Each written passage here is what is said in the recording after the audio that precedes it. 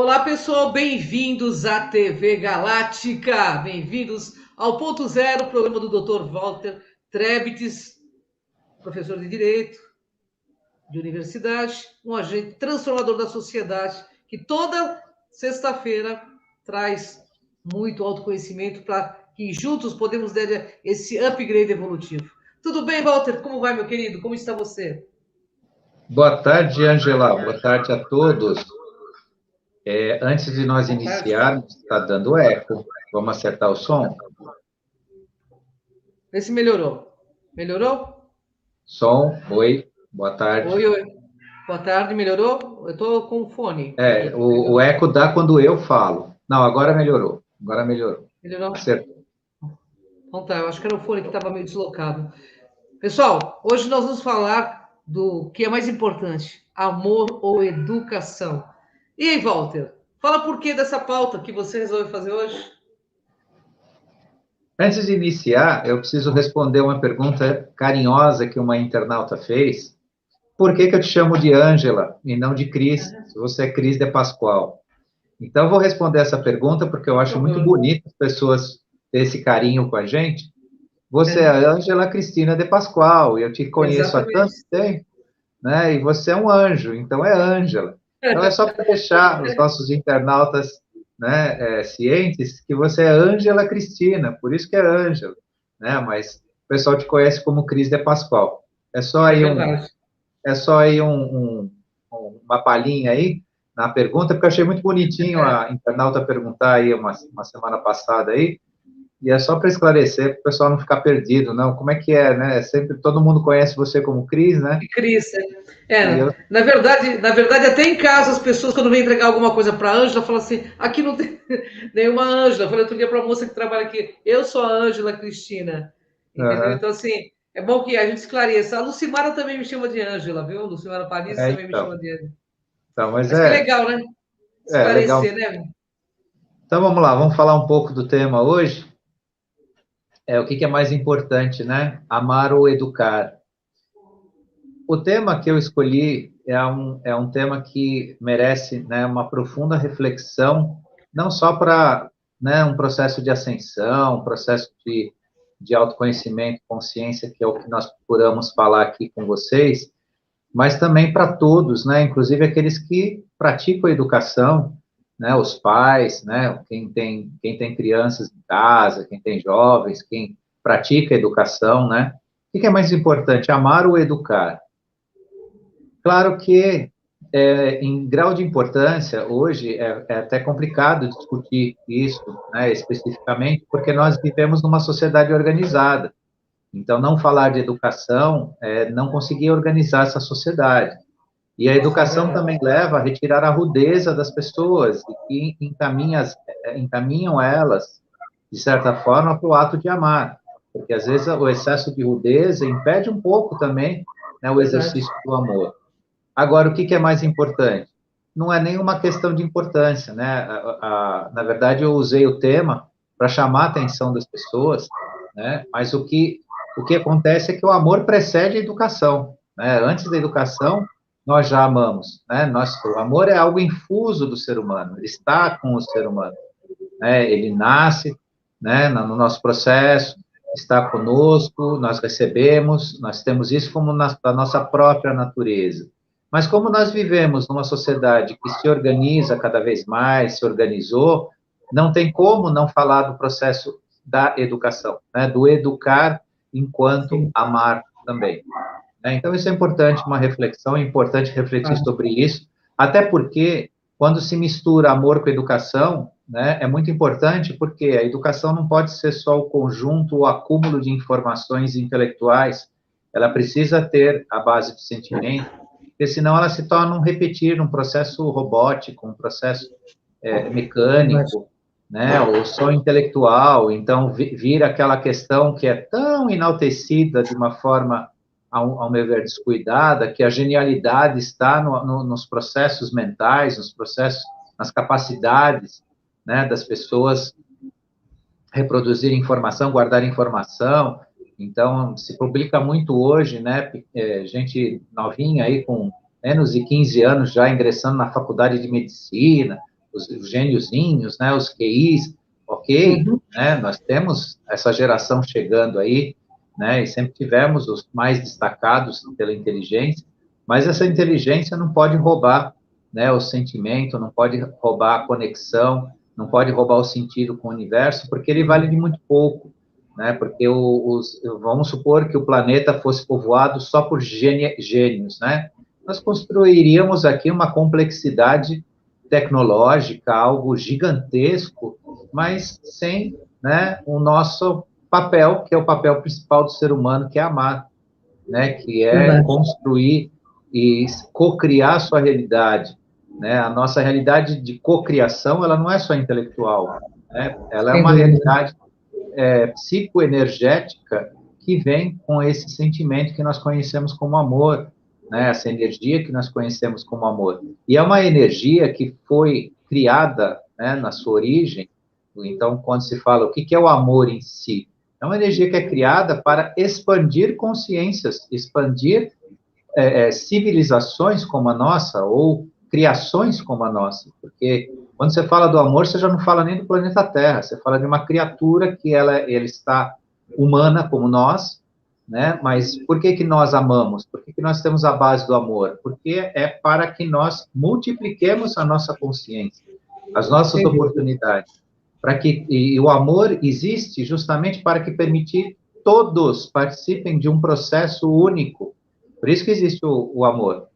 E isso foi fragmentado ao longo da história da humanidade por seres aí de dominação, tudo que a gente vem falando, vem ensinando o pessoal, né?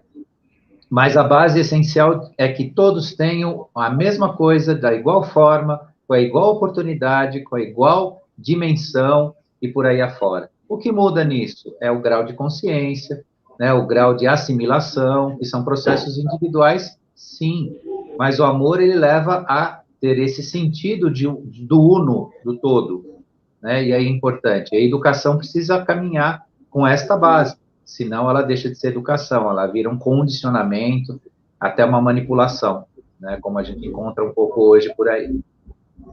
Verdade. Walter, o que é o amor enquanto algo que pode ser comparado com a educação? Como eu já iniciei dizendo aí, o amor é ação pura, né? É o ato, a iniciativa pensada, inteligente, e que dá valor à educação. Então, o amor, ele dá valor à educação, ele cria uma escala de valores alto à educação. Porque você pode, na educação, criar um mero condicionamento. Porque até mesmo nos povos mais primitivos, onde se poderia pensar que não existia educação, sempre existiu educação. E o amor estava dentro desse aspecto.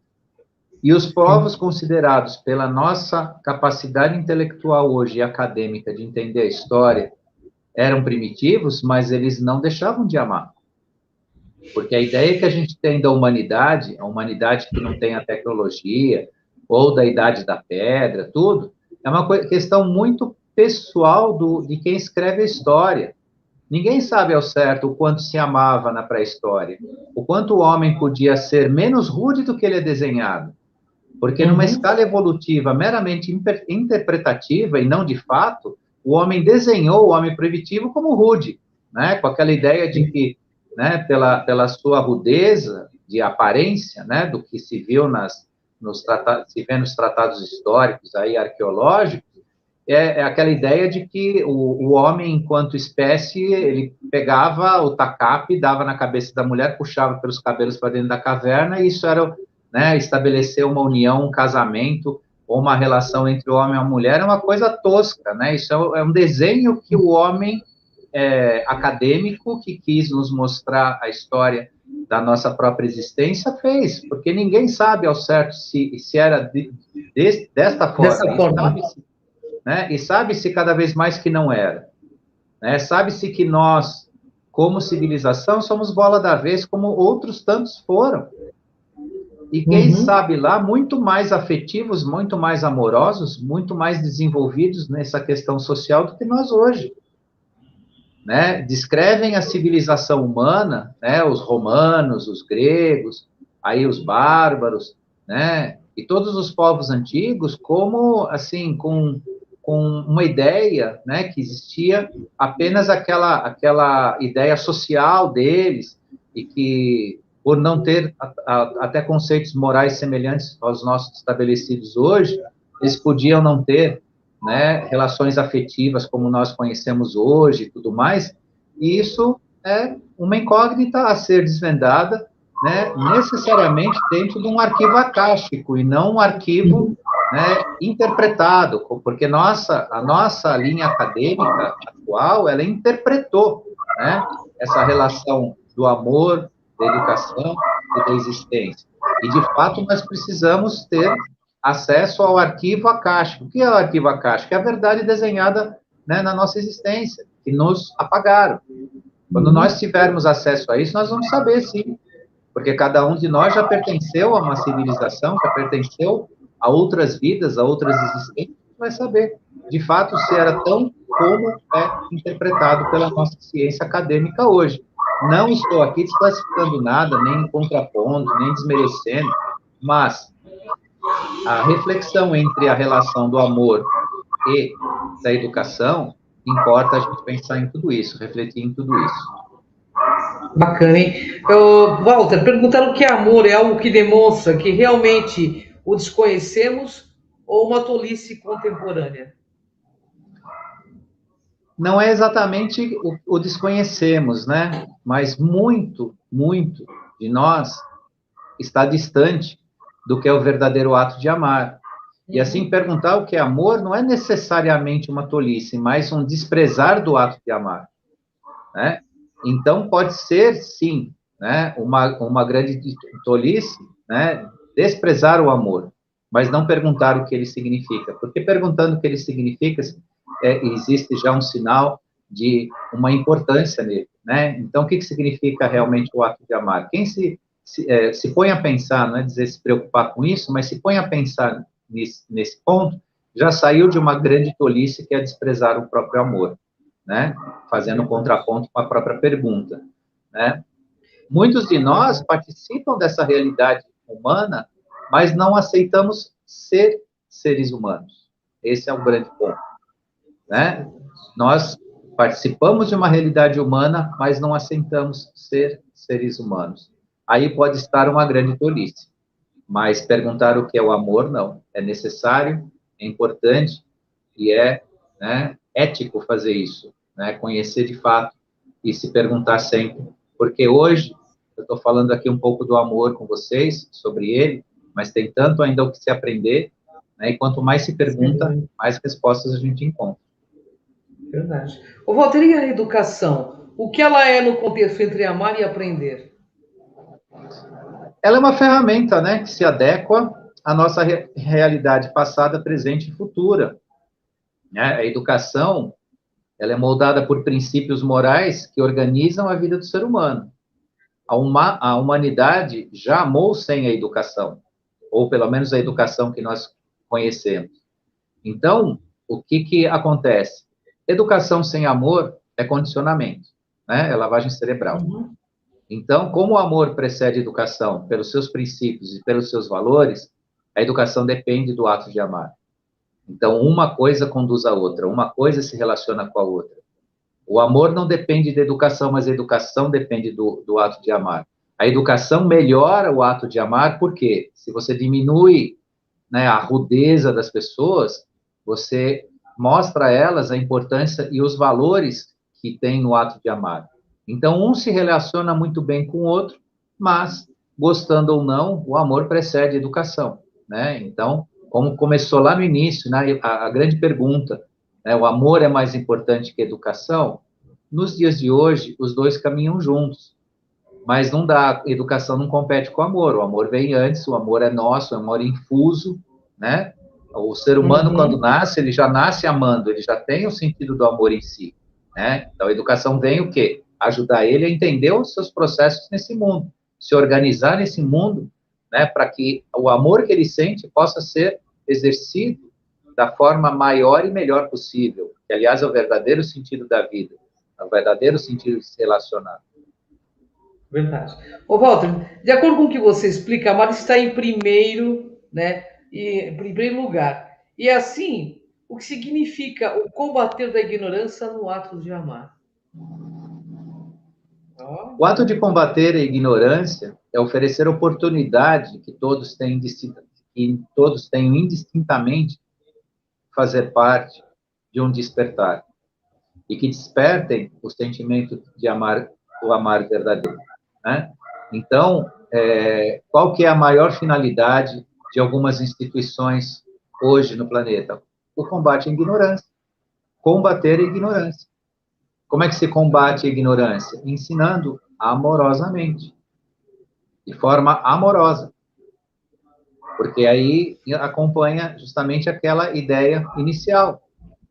A pessoa rude, ela pode ser até uma pessoa de princípios afetivos fortes, pode ser uma pessoa, né, desperta amorosamente, mas a sua rudeza pode não lhe permitir exercer esse amor, ou não ter os elementos de refinamento de si necessários para a construção, né, de uma forma de agir, né, de exercer a sua personalidade de forma a aproveitar não só essa organização chamada educação, mas também aquele maior sentimento que ela tem, que é o ato de amar, né, aquilo que ela traz consigo.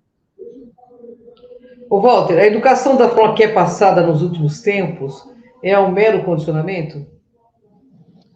Infelizmente, se transformou em condicionamento, sim.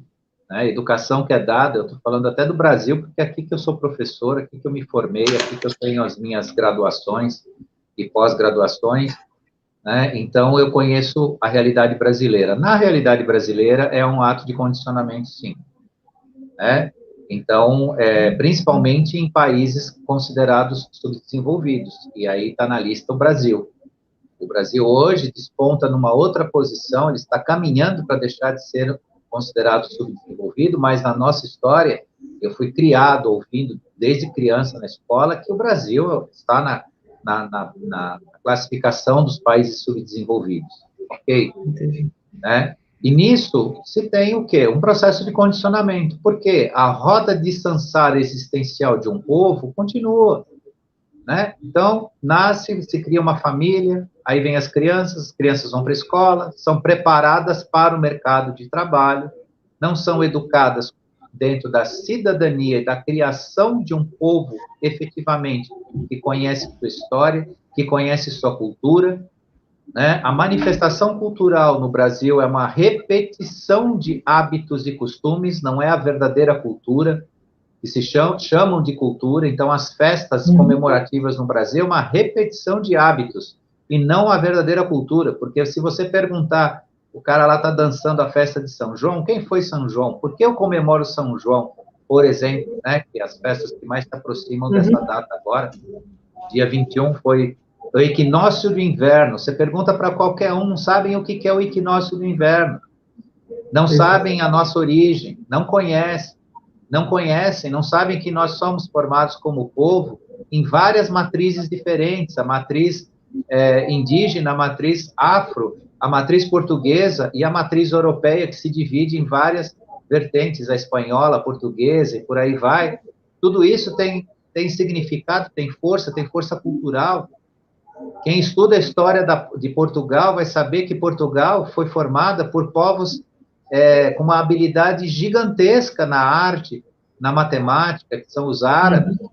O português ele é formado, né, em parte por invasões árabes, enquanto que a América do Norte foi formada por uma cultura pop de consumo, que não tem arte nenhuma nisso, além de vender coisas. O Brasil foi formado em cima de arte, Aleijadinho, azulejos portugueses, Ouro Preto, toda a arte que a gente tem. Você vai no Rio de Janeiro, nos museus, né, onde esteve a sede da capital federal do Brasil, antes de ir para Brasília, aquilo lá tem uma arte gigantesca. O Brasil colônia era riquíssimo em arte, e as pessoas não sabem disso, ou a maioria não sabe. Quem vai saber é professores, acadêmicos ou interessados no assunto.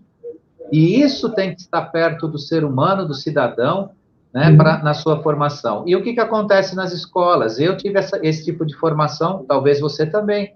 Eu aprendi matemática, física, química para ser mão de obra. Nós aprendemos matemática nas escolas, por exemplo, que você nunca vai saber para que você vai usar, a não ser que você vá para a área de exatas. Ou seja, você te coloca um conteúdo que se presume a utilização dele se você for talentoso, por exemplo, para a área de exatas. Agora, onde você usa essa matemática no seu dia a dia? Onde a matemática podia te servir filosoficamente até para você resolver problemas mais simples da vida? Seus problemas de relacionamento. Né? Sistematizar ou criar um método de pensamento mais racional para certas coisas que a gente, às vezes, taca tudo no emocional e só faz bobagem. Né? A mecânica de Newton na física, ninguém trata disso a não ser que vá seguir a área da física ou a área de engenharia. Verdade. Então, isso são pequenos exemplos de que a nossa educação ela é um condicionamento, sim, e, em certo grau, manipulação. Porque quando existe a politização exagerada da educação, como se discute hoje, né? A militância política dentro da sala de aula, onde o professor quer transformar a cabeça do aluno naquilo que ele entende, né, como próprio, né, ideologicamente, isso é manipulação, aí já é lavagem cerebral, já não é nem mais propriamente, né, um condicionamento, né, isso já vira até uma lavagem cerebral. Então, a nossa educação está nesse pé, devagarinho, né, esse último governo aí que está aí, está retomando, né, os valores da educação de verdade, retirando aqueles venenos, aquele lixo todo, né, que durante aí quase 16 anos colocaram, enfiaram dentro do Ministério da Educação, aquelas porcarias de apostila, ensinando tudo que não presta, né, ou não é adequado, né, à educação das crianças e tudo mais, violando, né, o direito da criança, né, ter a sua vida como criança, porque quando você expõe uma criança a conteúdo inadequado, você cria um estupro psíquico nessa criança, né, e isso é um grande desvalor de uma educação que tentam arruinar, né, a realidade da criança, porque eu fui criança e eu sei falar isso de cátedra, né, eu nunca fui educador de crianças, eu sempre fui educador de adultos, eu sempre fui professor de adultos, mas eu fui criança, e eu fui exposto, não forçosamente, mas ocasionalmente, por conteúdos inadequados que eu não queria nem saber. Eu sabia que aquilo não era para a minha idade, que eu não queria. Tudo bem. Ah, você já tinha essa consciência, você é diferente. Não. A criança por si sabe o momento dela. E tem certos conteúdos que você precisa ter uma maturidade física e psíquica para você poder fazer parte desses conteúdos ou ter interesse sobre esses conteúdos. Enquanto criança, não. Né? Então, tudo isso a gente está vendo que foi uma tentativa, sim, de desconstruir, né, o campo do conhecimento, da formação ética, né, de um cidadão, e só que isso já precedeu, né, antes de falar disso também, precedeu esse tipo de educação que a gente cansou de ouvir dentro dessas mídias que existem por aí, né, canais abertos de televisão, quando você... a época que se conseguia minimamente assistir um jornal, né, noturno aí, sempre que se falava de educação, estava lá o jornalista, o repórter com o microfone na mão, dizendo, preparar para o mercado de trabalho, preparar para o mercado de trabalho. O que eles mais falavam era isso. Isso é um descalabro. O cidadão não tem que ser preparado para o mercado de trabalho, ele tem que ser preparado para ser cidadão. O mercado de trabalho é consequência. Dentro até de uma escolha, o cidadão tem que ter direito à escolha. E não ser conduzido por uma pressão social dinheirista, consumista, que ele tem que abraçar uma profissão que, quando ele tiver formado também, já não é mais aquela, né? Porque eu passei, você passou junto, somos de uma geração igual.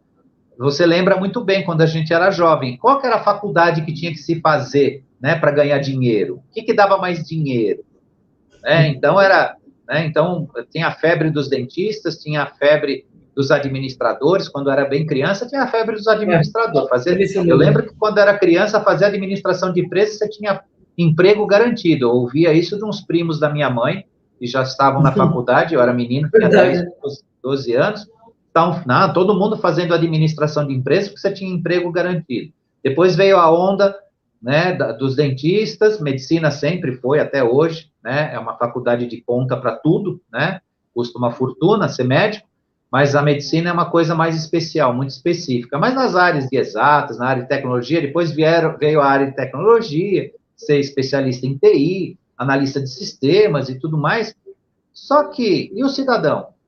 Né? E o conhecimento, e a cultura, que refina a alma da pessoa. Porque você ter, por exemplo, um engenheiro, um analista de sistemas com uma competência fenomenal na sua área, mas que não sente a vida, que para ele não é importante a cidade dele, a origem dele, né? Vai reverter no quê? No que a gente vê aí, gente jogando lixo na rua, desrespeitando, sem conduta social de cidadão, sai com o carro, acha que ele tem direito de andar na frente de todo mundo, desrespeitar as leis, a lei é conveniente de acordo com cada um, e não que cada um tem que respeitar a lei, e por aí você tem um cidadão desfeito nesta parte. Né? Ele só foi preparado para o mercado de trabalho, e o cidadão tem direito de ser preparado para ser gente, né? Para ser o cidadão de verdade. E aí a discussão, né? O que vem antes, amar ou educar? Pois é isso mesmo. Ô, Walter, como o ser humano pode dividir o ato de amar nos dias de hoje, quando há tantos estímulos a não ser parte das nossas relações, o ato de amar? A maior transformação pessoal nos dias de hoje é reconhecer o ato de amar. Isso para todos os seres humanos da Terra, tá? Então, é bom que o pessoal se prepare, porque isso não é apenas para nós, não é, isso é para 100% da humanidade. E dou uma notícia boa e uma notícia nem tão boa. A boa é que é para 100% sim. Então, não é só nós, ou os brasileiros, ou os sul-americanos, ou seja, de origem que for do planeta, que deve exercer isso. Todos estão sendo convidados para isso. E a notícia não tão boa é que existe muita gente no mundo que se aplaude porque tem tecnologia, porque tem uma sociedade mais organizada, porque as leis são cumpridas, mas não sabe amar. Também não sabe nada do amor, não exerce o amor. Para eles, a importância é o social, é as suas necessidades básicas, né? É o sexo, é a bebida cara, é a sociedade toda bonitinha, carros de luxo, né? E tudo mais, né? As suas tradições, né? Tem gente que, né, tem grupos no mundo hoje que estão alienados nas próprias tradições. É lindo a tradição, sim, contar a sua história, mas tem povos, infelizmente, que se alienaram nas próprias, são tão tradicionais que vivem só suas tradições, né? Então, tudo isso é o quê? É uma autoalienação que se esquece o ato de amar, porque o ato de amar, ele te deixa acordado, ele te deixa você enxergar, né? A pessoa que ama de verdade, ela está sendo desperta o tempo todo. E cada um neste planeta está num apagar de si quando deixa de amar. Ou não se importa com isso. E aí, eu vou lançar não um desafio, porque desafio faz com que as pessoas sejam provadas e no desafio tem a dúvida, porque o desafio traz consigo, né? Quero ver, né, você conseguir. Não é isso. Eu vou trazer mais uma vez um convite espetacular que a federação, a confederação e quem nos assiste, né, mais uma vez deixa para todos vocês. E só que eu vou ser intermediário desse convite.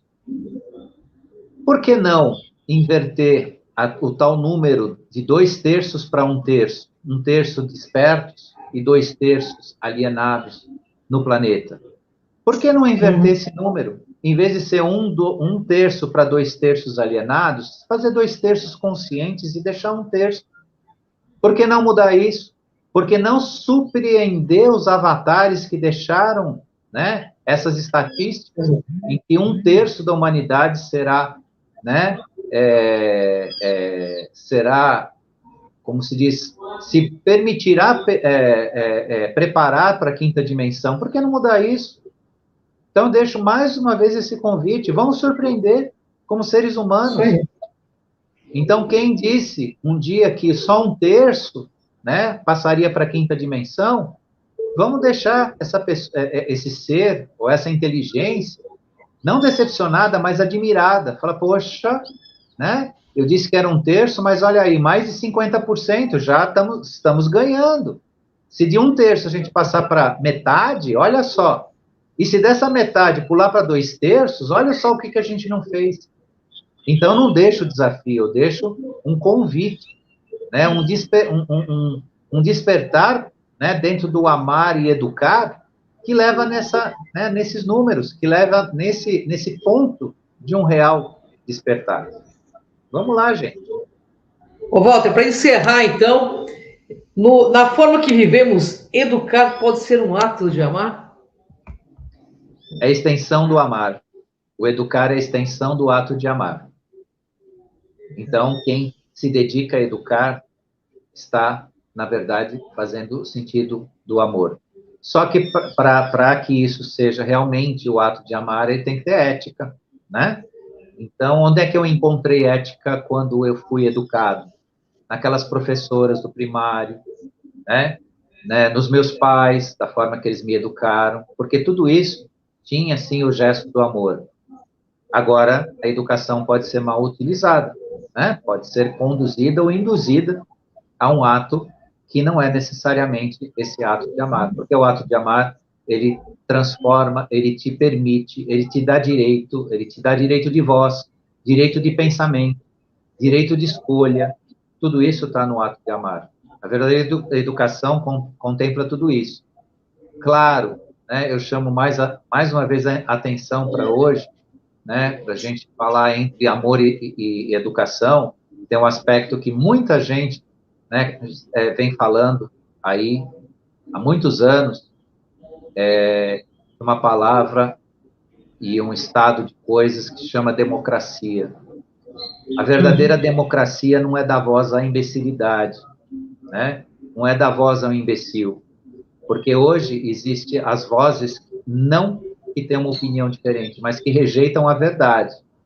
E a verdadeira educação do amor é aquela que está na verdade, aquela que vem por princípios na verdade. E isso é bastante importante observar. Então, cuidado. Eu preciso respeitar a opinião dos outros, né? Nem tudo que está sendo dito hoje é uma verdadeira opinião, né? É um manancial de baboseiras e sempre vem, né? Aquela interpretação maliciosa. Então, você, Walter, é o dono da verdade. Então, o que os outros falam, né, não merece ser escutado. Não é isso, né? A verdadeira opinião que eu posso me opor é aquela que organiza as suas ideias dentro de um princípio ético. Eu posso não concordar. Eu até posso não concordar, mas ela está dentro desses princípios. Agora, aquelas opiniões que vêm desmerecer, né, o que existe de construído na sociedade, de ético, os valores da vida, os valores essenciais, né, a preservação da vida, do ser humano, do ato de educar amando e amando educando, né? Quem não tem esse conteúdo não está meramente tendo uma opinião dentro de um princípio democrático. Está faltando com a verdade e com a ética. Então, a gente precisa cuidar também disso, para que isso não se transforme, né, em algo que tentaram fazer, tentaram chamar tudo isso de democracia. E isso não é democracia, porque a democracia verdadeira, ela depende de ética, depende de escala de valores, né, dentro da verdade essencial. Então, é isso. Espero que Nossa, tenham... trabalho maravilhoso, né, que o Walter trouxe hoje para a gente, uma pauta maravilhosa. Queria agradecer você, Walter, a quem nos assiste. Gratidão por compartilhar amorosamente, afetuosamente todo esse conhecimento, para que a gente possa, todos juntos, entrar nessa dimensão de amor e de luz que está à nossa frente. Gratidão, Walter. Gratidão a você. Até o próximo ponto zero, pessoal. Vem com a gente nessa jornada. Pode falar, Walter. Até. Até. Gratidão.